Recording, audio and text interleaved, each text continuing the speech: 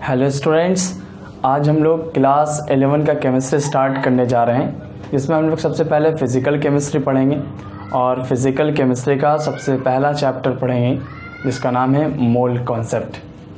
Mole concept हम लोग heading देते हैं, मोल कॉन्सेप्ट क्या।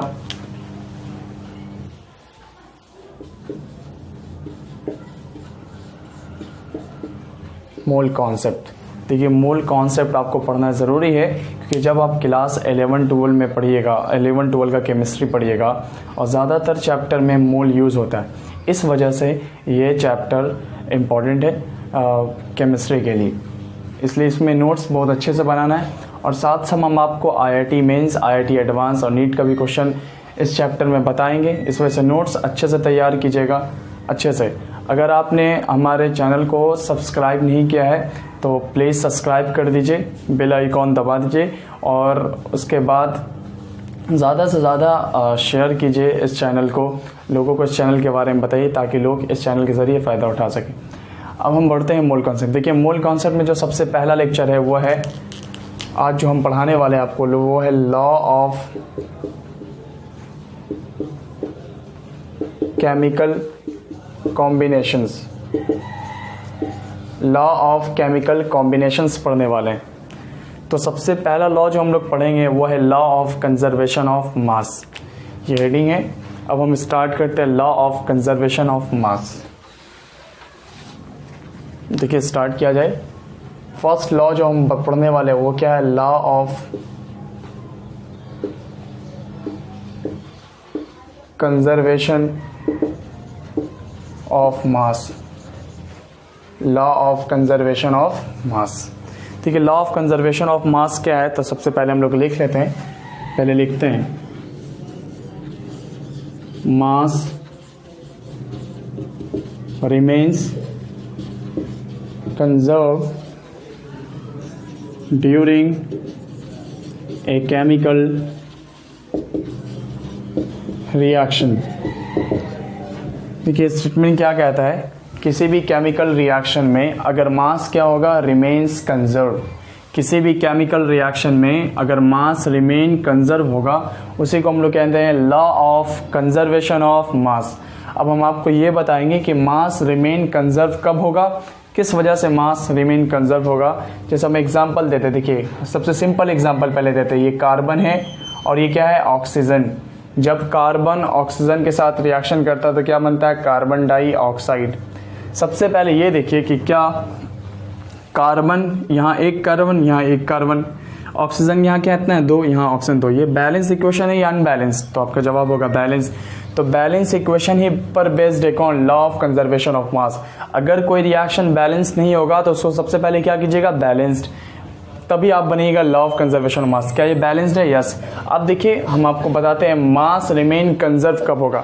सबसे पहला बात नोट कर लिया, मतलब लॉ ऑफ कंजर्वेशन ऑफ मास के लिए क्या होना चाहिए, इक्वेशन बैलेंस्ड होना चाहिए। क्या ये बैलेंस्ड है, क्लियर। अब हम आते हैं मास रिमेन कंजर्व के माने क्या हुआ।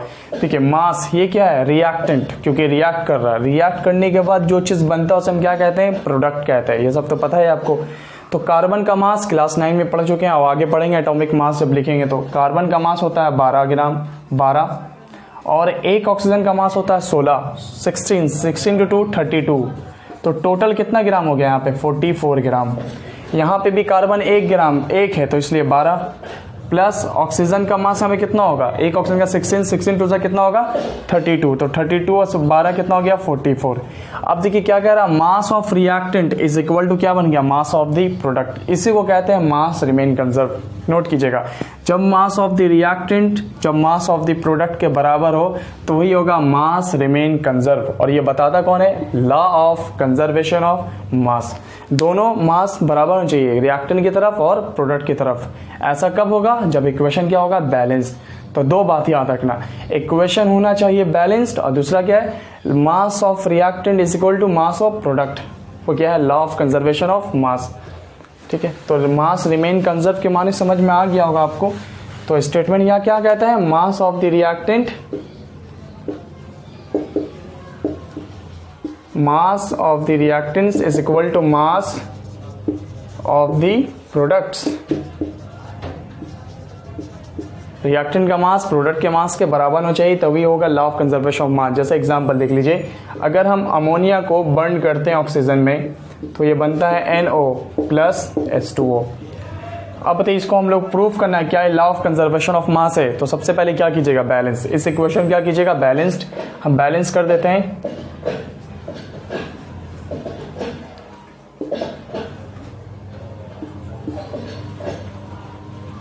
हम बैलेंस यहाँ पे कर रहे हैं।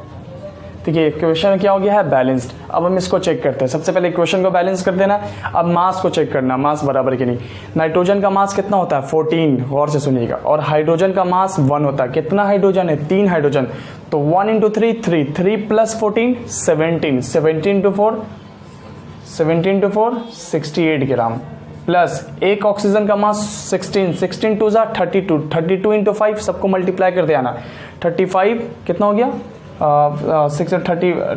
32 इंटू 5 कितना होता है, 32 इंटू 5 160 ग्राम, टोटल कितना आ जाएगा 8288 ग्राम। जोड़ के ले सकते हैं आप, बैलेंस आता ही। अब यहाँ पे बैलेंस करते हैं, नाइट्रोजन का मास 14, ऑक्सीजन का मास 16, 16 प्लस 14 कितना होता है, 16 प्लस 14 30, 30 इंटू 4 120 ग्राम, प्लस हाइड्रोजन का मास 1, 1 इंटू 2 2, ऑक्सीजन का मास 16, 16 मतलब टोटल वाटर का मास कितना हो गया 18, 18 इंटू 6 18 ग्राम, कितना हो गया 288 ग्राम। अब जरा गौर से, क्या मास of reactant mass of product के बराबर है, यस, तो इसलिए इसका नाम क्या है, law of conservation of mass. जब mass of reactant mass of product के बराबर होगा तो उसे हम क्या कहेंगे, law of conservation of mass. अब ये सब तो आप बैलेंस करना जानते हैं क्लास 10th में, और मास भी जानते ही हैं, तो फिर आसान है आपके लिए, बस सबका मास करना और सबको मल्टीप्लाई करते आना। तो ये मास ऑफ द रिएक्टेंट इस को मास ऑफ क्या था, प्रोडक्ट था। अब देखिए सवाल इसमें कैसे पूछा जाता है, जैसे मान लीजिए हम सवाल कर रहे हैं, क्वेश्चन स्टार्ट करते हैं, कैसे पूछते हैं। क्वेश्चन बनाना बहुत आसान है, हमने लिखा वाटर बनाया, हाइड्रोजन गैस को, जब हम हाइड्रोजन गैस को ऑक्सीजन गैस के साथ कंबाइन किया तो इससे बना वाटर H2O। ठीक है, जब H2O बना तो इसको सबसे पहले क्या करेंगे, कंजर्वेशन ऑफ मास के लिए बैलेंस करेंगे। तो बैलेंस कैसे हो सकता है, यहाँ 2 दे दिया और यहाँ 2 दे दिया, ये हो गया बैलेंस्ड। ठीक है, अब ऑक्सीजन सब इक्वेशन बैलेंस है, 4 हाइड्रोजन तो 4 हाइड्रोजन, ऑक्सीजन दो तो ऑक्सीजन दो, तो बैलेंस बनाने आता ही होगा। मान लीजिए क्वेश्चन में लिखा हुआ है कि हाइड्रोजन का वेट दिया हुआ है, हाइड्रोजन का वेट लिखा हुआ है 50 ग्राम। ठीक है, इसका वेट नहीं दिया हुआ है, इसका आपको निकालना, और इसका दिया हुआ है 90 ग्राम। तो कैसे निकालेंगे वेट, बहुत आसान है, बस क्या करना है rule, mass of the reactant is equal to क्या कर देना, मास ऑफ द प्रोडक्ट। ये दोनों रिएक्टेंट है, इसलिए इसको सबसे पहले 50 ग्राम रिएक्टेंट की तरफ, और इसका मास पता नहीं, इसको क्या मान लेंगे x हो गया, ये mass of the reactant is equal to mass of the product, कितना ग्राम है 90 ग्राम। समझ में आया, तो x का वैल्यू कितना आ जाएगा 50 प्लस उधर माइनस में कितना आएगा 40 ग्राम, आंसर आ गया 40 ग्राम। यही है कंजर्वेशन ऑफ मास, बस मास ऑफ द रिएक्टेंट करके क्या कर देना, मास ऑफ द प्रोडक्ट। समझ में आता है, ठीक, उदाहरण लीजिएगा क्वेश्चन को, मास ऑफ द रिएक्टेंट कर दो मास of the product.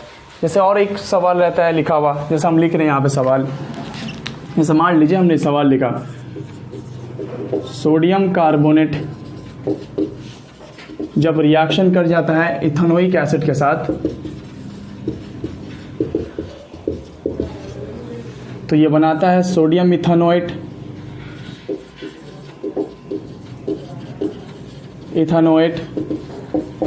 Plus carbon dioxide और प्लस वाटर। ठीक है, ये बनाता है। ठीक, ये एक रिएक्शन हमने लिखा, सोडियम कार्बोनेट, ये क्वेश्चन है।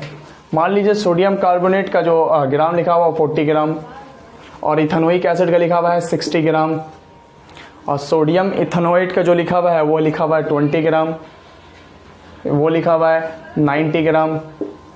ठीक है, और इसका जो लिखा हुआ है वो लिखा हुआ है 30 ग्राम। आपको इसका वैल्यू पता करना है, क्या आप निकाल लीजिएगा, यस। पता है इसमें रिएक्टेंट कौन कौन है, सोडियम कार्बोनेट जब रिएक्ट करता है किसके साथ, इथेनोइक एसिड के साथ, तो जो जिसके साथ रिएक्ट कर रहा है मतलब वो क्या है, रिएक्टेंट। तो mass of the reactant, mass of the reactant कौन कौन हो गया, 40 ग्राम प्लस 60 ग्राम। समझ में आ गया मास ऑफ द रिएक्टेंट। अब बना क्या है, दोनों रिएक्ट, जब ये दोनों रिएक्ट किया तो उससे बना क्या है, उससे बना है सोडियम इथेनोएट, कार्बन डाइऑक्साइड और वाटर। 3 प्रोडक्ट है, देखिए 2 रिएक्टेंट है और 3 प्रोडक्ट बना है। तो प्रोडक्ट में कौन है, 90 ग्राम प्लस x और प्लस कितना हो गया 30 ग्राम। समझ में आ गया, मतलब कार्बन डाइऑक्साइड का वैल्यू निकालना था, इस वजह से उसको x मान लिया। Mass of the reactant is equal to mass of the product. कितना हो गया ये 100 ग्राम इज इक्वल टू ये कितना हो गया 120 ग्राम प्लस x। क्या x का वैल्यू निकाल सकते हैं आप? यहाँ पे x, अच्छा सॉरी यहाँ पर कुछ गलत हो गया है, इसको सही कर लेते हैं।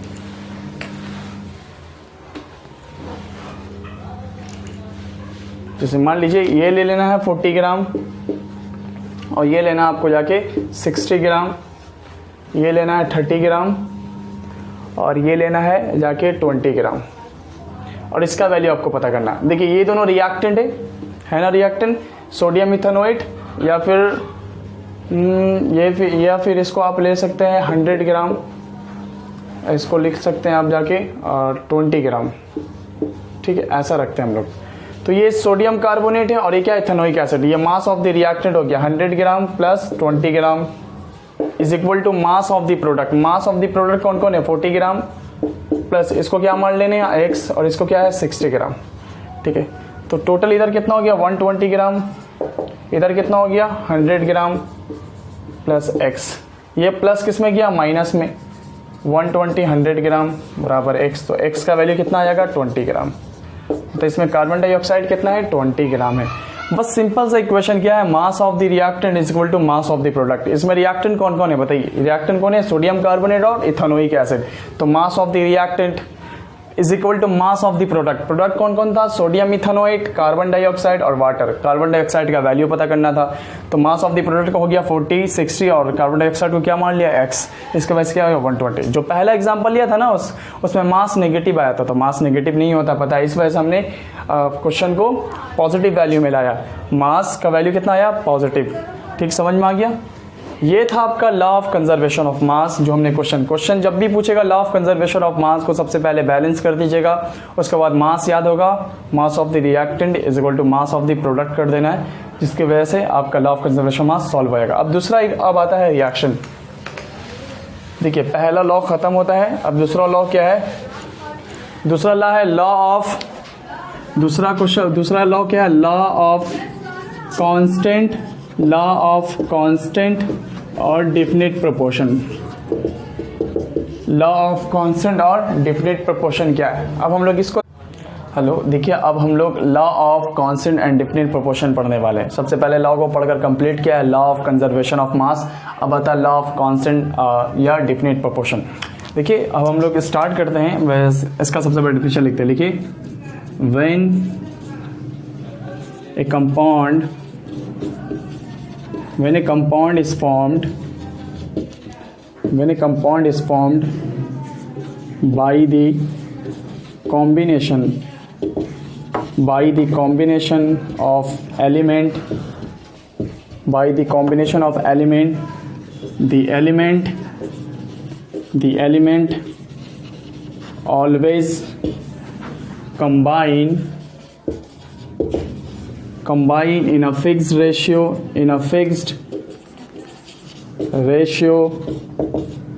of their masses। देखिए क्या कहता है law of constant different proportion. When A compound is formed, compound formed कब होगा by the combination of element, जब एलिमेंट को आप क्या कीजिएगा कंबाइन। तो जब एलिमेंट कंबाइन होगा उस the element always combine a fix ratio of their masses. तो जो एलिमेंट कंबाइन हो रहा है उनके मासेस का जो रेशियो होगा वो क्या होगा फिक्स्ड होगा। जो एलिमेंट कंबाइन हो रहा है, कंबाइन करके जो प्रोडक्ट बनाया उन प्रोडक्ट का जो मासेस का रेशियो है वो फिक्स होगा, या जो एलिमेंट कंबाइन कर रहा है वो जो कंबाइन करने वाला एलिमेंट है उनके मासेस का रेशियो क्या होगा फिक्स। यहाँ पे हम बार दो बार कह रहे हैं ये लफ्ज, मासेस का रेशियो क्या होगा फिक्स्ड। यही लॉ बताता है लॉ ऑफ कांस्टेंट प्रोपोर्शन। जब ये कोई चीज एलिमेंट कंबाइन किया, कंबाइन करने के बाद जो प्रोडक्ट बनाया उनके मासेस का रेशियो क्या होगा फिक्स, या जो एलिमेंट कंबाइन कर रहा उनके मासेस का रेशियो क्या होगा फिक्स। आइए हम इसको एग्जाम्पल के जरिए समझाते हैं। एग्जाम्पल के जरिए आपको बहुत अच्छे से समझ में आएगा, एकदम सही तरीके से समझ में आएगा कि लॉ ऑफ कांस्टेंट और डिफिनिट प्रोपोर्शन क्या है। ठीक है, जैसे हम एग्जाम्पल देते हैं। देखिए हमने दो चीज कंबाइन किया, कार्बन प्लस ऑक्सीजन, इससे क्या बनता है carbon dioxide. Carbon oxygen react करता तो कार्बन डाइऑक्साइड बना। ठीक है, अब हमने क्या कहा, जो एलिमेंट कंबाइन कर रहा हो उनके मासेस का रेशियो क्या होगा, फिक्स। कैसे रेशियो निकालेंगे, कार्बन का मास 12 ग्राम, ठीक है, रेशियो, और ऑक्सीजन का मास 16 to the 32 ग्राम। तो इनका अगर 4 से डिवाइड दिया जाए कितना आएगा, 3:8, ठीक है। अब देखिए कार्बन ऑक्सीजन जब कंबाइन करता है उससे क्या बनता है, कार्बन डाइऑक्साइड। तो ये कार्बन डाइऑक्साइड का भी कितना होगा, कार्बन का मास कितना होगा, 12 ग्राम, और ऑक्सीजन का मास कितना होगा, 32 ग्राम। तो 12 और 32 ग्राम कितना हो जाएगा, 3:8 ग्राम, 3:8। हम यही आपको बार बार बताने वाले, मतलब जो एलिमेंट कंबाइन करेगा, कंबाइन करने के बाद जो प्रोडक्ट बनाएगा उनके मासेस का रेशियो फिक्स होगा, डिफिनेट होगा, 3:8। मतलब कार्बन डाइऑक्साइड का रेशियो कितना होगा, 3:8। पहले याद रखना है, एनी काइंड ऑफ रिएक्शन किसी में भी कार्बन डाइऑक्साइड बनेगा तो उसका रेशियो कितना होगा, 3:8, फिक्स्ड होगा। ऐसा नहीं कि कार्बन डाइऑक्साइड अगर यहाँ पे कार्बन डाइऑक्साइड बन रहा है और दूसरे रिएक्शन में कार्बन डाइऑक्साइड अगर बनेगा तो उसका रेशियो अलग हो जाएगा, नहीं, बल्कि रेशियो क्या होगा, फिक्स्ड होगा। तो हमने बस यही एक लफ्ज है लॉ ऑफ कॉन्सेंट प्रोपोर्शन में, जो प्रोडक्ट बनेगा ना उसके मासेस का रेशियो देख लीजिए, तो जो मासेस का रेशियो होगा वो क्या होगा, फिक्स होगा, 3:8। जैसे कार्बन का 12 ग्राम, ऑक्सीजन का 32 ग्राम। यहाँ पे हम इसको इस फॉर्म में लिखते हैं, मतलब मास of carbon by mass of oxygen का रेशियो कितना है, 3:8। 3:8 याद रखना है, इसको इस तरीके से लिखा जाता है। ये मास है जो W के टर्म्स में लिखा हुआ weight, mass of carbon by mass of oxygen कितना हो गया, 3:8। तो 3:8 मतलब ये टर्म्स क्या है, फिक्स्ड है। अब इसको समझते हैं, समझने के लिए और अच्छे से एग्जाम्पल देते हैं। जैसे मान लीजिए हमने 3 रिएक्शन लिखा, C+O2 क्या बना, CO2। एक और रिएक्शन लिखा CaCO3 तो क्या बन जाएगा इससे, CaO + CO2। हमने 3 एग्जाम्पल दे रहे हैं। NaHCO3 इसको हमने हीट कर दिया तो इससे बना जाके Na2CO3 + H2O + कार्बन डाइऑक्साइड। ठीक है, हमने 3 रिएक्शन लिखा, तीनों में कार्बन डाइऑक्साइड निकल रहा, carbon dioxide, carbon dioxide, carbon dioxide. अब बताइए क्या तीनों में कार्बन डाइऑक्साइड का रेशियो अलग अलग होगा, नहीं, बल्कि फिक्स्ड होगा। मतलब कितना होगा, 3:8। इस रिएक्शन में कार्बन डाइऑक्साइड का रेशियो 3:8, इसमें भी 3:8, इसमें भी 3:8। यही बताता है लॉ ऑफ कॉन्सेंट प्रोपोर्शनल। जब एलिमेंट कंबाइन करके जो प्रोडक्ट बनाएगा उनका रेशियो क्या होगा, फिक्स्ड। किसी भी रिएक्शन में फिक्स्ड होगा, ऐसा नहीं कि हर में अलग अलग होगा। समझ में आता है? तो ये रिएक्शन है जिसमें आंसर याद रख लेना, कार्बन डाइऑक्साइड का रेशियो क्या होता है, 3:8। अब जैसे अगला एग्जाम्पल हम वाटर पे दे रहे हैं। देखिए जब वाटर बनता है कैसे बनता है, जब आप हाइड्रोजन गैस को ऑक्सीजन गैस के साथ कंबाइन करके वाटर बनाते हैं ना। इसको बैलेंस करने के लिए, हम बैलेंस करने के लिए दे दिया, ठीक है, 2:2। अगर हम मान लीजिए हम पूछ रहे हैं कि जो हाइड्रोजन ऑक्सीजन कंबाइन करके वाटर फॉर्म हुआ तो इस वाटर का रेशियो कितना होगा, वाटर मोल मतलब H2O। तो H2O के मासेस का रेशियो देख लीजिए, यहाँ पे हाइड्रोजन का मास कितना है, 1 × 2 2, ऑक्सीजन का मास कितना है, 16 होता है ना, 16। तो कितना आ गया, 1:8। मतलब वाटर का मास कितना हो गया, मासेस का रेशियो कितना हो गया, 1:8। यहाँ पे भी 1:8 ही आ गया। देखिए यहाँ पे ऑक्सीजन कितना है, हाइड्रोजन 2 × 4, मतलब हाइड्रोजन का मास 1 होता है तो 1 × 4 4, और यहाँ पे एक ऑक्सीजन का मास 16 32। पता है कितना आ गया, 1:8 आ गया ना। मतलब वाटर जब भी बनेगा तो किस रेशियो में बनेगा, 1:8 में। मतलब वाटर का मास जो होगा वो फिक्स्ड होगा। वाटर का मास क्या होगा, फिक्स्ड होगा। वो कितना होगा, 1:8। दिमाग में ये अटा लेना है कि वाटर जब भी वाटर फॉर्म होगा तो वो किस रेशियो, उसका मासेस का रेशियो क्या होगा, 1:8, और वो फिक्स्ड होगा। जैसे हमने बोल लिया, बताइए रिवर वाटर, ठीक है, या फिर कोई भी टैप वाटर, या फिर कोई भी वाटर लीजिए, सी वाटर, तो कोई सा भी वाटर हो उसमें वाटर का रेशियो चेंज नहीं होगा। मतलब वाटर का रेशियो क्या होगा, फिक्स्ड होगा। यही बताता है लॉ ऑफ कांस्टेंट और डिफिनिट। कांस्टेंट होगा, डिफिनिट होगा किसी भी रिएक्शन में। यही लॉ ऑफ कॉन्सेप्शन 1:8। अब मेरे बात को आप समझ गए होंगे कि वाटर का मास यहाँ पे क्या होगा, फिक्स्ड होगा, और वो होगा कितना, 1:8। कार्बन डाइऑक्साइड का मास कितना होगा, फिक्स्ड होगा, वो क्या होगा, 3:8। आप इसको बिना बैलेंस के भी बना सकते हैं, और चाहे तो आप बैलेंस करके बनेगा तो भी आएगा 1:8, और इसको बैलेंस करके नहीं बने तो भी क्या आएगा, 1:8। लेकिन आपको बैलेंस कर देना ज़रूरी है। तो ये हमने वाटर का, कोई सा भी वाटर हो उसमें वाटर का रेशियो क्या होगा, 1:8 होगा, और कोई सा भी कार्बन डाइऑक्साइड हो उसका रेशियो क्या होगा, 3:8। एक और एग्जांपल देते थे शॉर्ट में। जैसे मान लीजिए आपने नाइट्रोजन कंबाइन किया किससे, हाइड्रोजन के साथ, ठीक है। तो इससे बना अमोनिया, बन गया अमोनिया। अब इसको बैलेंस कर देते हैं यहाँ पर, ये हो गया बैलेंस्ड। तो हमने पूछा कि बताइए नाइट्रोजन, जब ये दो एलिमेंट कंबाइन किया तो कंबाइन करके क्या बना अमोनिया। तो अमोनिया का मास कितना होगा, अमोनिया बोलते हैं NH3 को, तो इसका मास देख लीजिए। नाइट्रोजन का मास कितना होता है 14, और हाइड्रोजन का मास कितना होता है 1:3, मतलब कितना रेशियो आ गया 14:3। इस तरीके से हम लोग पढ़ते हैं। अब ये 14:3 जहां पर भी बनेगा अमोनिया वहां पर आंसर क्या आएगा 14:3। ऐसा कि अमोनिया अगर डिफरेंट रिएक्शन में डिफरेंट तरीके से, अगर बहुत सारे रिएक्शन में अमोनिया बन रहा है तो बहुत सारे रिएक्शन में अमोनिया का वैल्यू डिफरेंट नहीं होगा, सेम होगा। और वह सेम कितना होगा 14:3। यही तो हम बार बार बता रहे, law of constant different proportion ये कहता है कि जब एलिमेंट को आप कंबाइन करके कोई प्रोडक्ट बनाते हैं तो प्रोडक्ट जब बनेगा तो उनके मासेस का रेशियो क्या होगा फिक्स होगा। या फिर रिएक्टेंट जिससे कर रहे हैं तो रिएक्टेंट करने वाले एलिमेंट के मासेस का रेशियो क्या होगा फिक्स, मतलब फिक्स्ड। जिस चीज का आप मास लिख रहे हैं, एक रिएक्शन देखा उसका आपने तुरंत मास निकाल दिया तो उसका मास वही होगा जो हर रिएक्शन में होगा। मतलब अगर अमोनिया का 14:3 है तो ये हर रिएक्शन में होगा। अगर कार्बन डाइऑक्साइड 3:8 आया तो हर रिएक्शन में कार्बन डाइऑक्साइड का वैल्यू 3:8 होगा। अगर वाटर है तो हर वाटर, कोई सा भी वाटर हो, हर में वाटर का रेशियो कितना होगा 1:8। ठीक है, चाहे वो खारा पानी हो, चाहे मीठा पानी हो, हार्ड वाटर हो, सॉफ्ट वाटर हो, जो भी हो, उसका हमेशा क्या होगा 1:8 ही आएगा वाटर का। देखिए अब इसको क्वेश्चन कैसे बनाया जाता है वो अब आपको हम बताते हैं। क्वेश्चन कैसे बनाते हैं, लॉ ऑफ कांस्टेंट और डिफरेंट प्रोपोर्शन पर क्वेश्चन कैसे बनाते हैं। देखिए मान लीजिए हमने एक क्वेश्चन लिखा है, जब हम हाइड्रोजन गैस को ऑक्सीजन गैस के साथ कंबाइन किया, कंबाइन करने के बाद ये बनाता है क्या वाटर। ठीक है, ये मान गए। इसको बैलेंस कर देते हैं 2, और यहाँ 2 बैलेंस लिख लिया आप। और इसका हमने रखा है 96 ग्राम। ठीक है, इसका आपको मास बताना है। बताइए कैसे निकालेंगे, बहुत आसान है, एकदम आसान है। देखिए क्या, इसका मास पता करना है, क्वेश्चन बनाने के लिए आना चाहिए। अब देखिए किस पर बेस्ड है, लॉ ऑफ कांस्टेंट और डिफरेंट प्रोपोर्शन पर बेस्ड है। निकाल सकते हैं हम लोग कैसे, आप जानते हैं यहाँ पे क्या बना है, फॉर्म क्या हुआ वाटर। वाटर का रेशियो कितना होता है 1:8। तो क्या करेंगे, वाटर किससे रेशियो से बना हुआ है, mass of hydrogen by mass of oxygen. Hydrogen और वाटर किससे बनता है, हाइड्रोजन और ऑक्सीजन को कंबाइन करने पर। तो इसका रेशियो कितना होगा 1:8 आएगा, 1:8 बस। अब इसको सॉल्व कर सकते हैं हम लोग। देखिए वेट ऑफ हाइड्रोजन क्या मान ले x, ठीक है। वेट ऑफ ऑक्सीजन कितना लिखा हुआ 96 ग्राम, और 1:8 मतलब 1/8। अब इसको आप जब आप क्रॉस मल्टीप्लाई कीजिएगा तो x का वैल्यू निकालिएगा तो कितना ग्राम आएगा 12 ग्राम। तो आंसर कितना आएगा इसका 12 ग्राम। x का वैल्यू तो निकाल ही सकते हैं आप। तो इस तरीके से बनाते हैं लॉ ऑफ कांस्टेंट प्रोपोर्शनल, क्या था लॉ ऑफ कांस्टेंट और डिफरेंट प्रोपोर्शन। जिसे हम और एग्जांपल देते हैं, ये पहला एग्जांपल था। सेकंड एग्जांपल देख लीजिए, मान लीजिए वही सिंपल एग्जांपल, कार्बन डाइऑक्साइड से क्या बनता है कार्बन डाइऑक्साइड।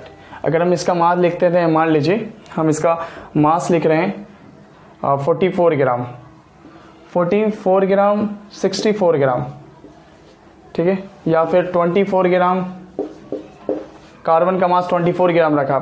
इसका मास आपको पता करना है, बताइए कैसे पता करेंगे। बहुत आसान है, कार्बन डाइऑक्साइड का रेशियो कितना होता है, डायरेक्ट लिखते हैं 3:8। उसके बाद कार्बन डाइऑक्साइड किससे बनता है, weight of carbon by weight of oxygen से, कार्बन ऑक्सीजन से मिलकर कार्बन डाइऑक्साइड बनता है। इसका रेशियो कितना लिखा हुआ है 3/8।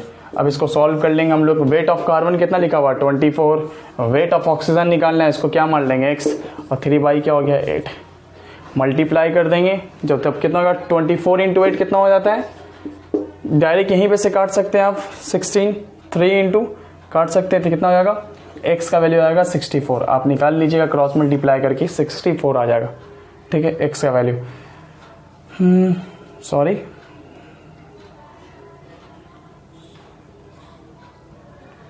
हाँ ठीक 64 आ जाएगा। ठीक है, तो इस तरीके से निकालते हैं। मतलब जब भी किसी एक एलिमेंट का मास दिया हो उसका रेशियो पता कर लीजिए, 3:8 होता है। Weight of carbon by weight of oxygen का रेशियो होता है 3:8, क्रॉस मल्टीप्लाई करेंगे आ जाएगा 64। तो इस तरह से हम लोग लॉ ऑफ कांस्टेंट और डिफरेंट प्रोपोर्शन बताते हैं। Law of constant different proportion क्या बताता है, जब एलिमेंट कंबाइन होगा तो वो फिक्स रेशियो में कंबाइन होगा, प्रोडक्ट में जो बनेगा वो भी फिक्स रेशियो में होगा, चाहे वो किसी भी रिएक्शन में पार्टिसिपेट हो या कोई भी reaction, any kinds of reaction में कार्बन डाइऑक्साइड बनता हो तो उसका रेशियो 3:8 होगा, वाटर किसी भी रिएक्शन बनता है उसका रेशियो 1:8 होगा। और इस तरीके से क्वेश्चन बनाते हैं। जब भी दिया होगा तो रेशियो लिख दीजिए। और किससे बना है कंपाउंड, कार्बन डाइऑक्साइड किससे बना है, कार्बन ऑक्सीजन, वाटर किससे बना है, हाइड्रोजन ऑक्सीजन। तो इस तरीके से हम लोग क्वेश्चन सॉल्व करते हैं। अब हम लोग नेक्स्ट लेक्चर में पढ़ेंगे मल्टीपल प्रोपोर्शन, और भी लॉ है, 3 लॉ बचा हुआ है, उसको हम आगे पढ़ेंगे। 3 लॉ अब तक 2 पहले पढ़ चुके हैं।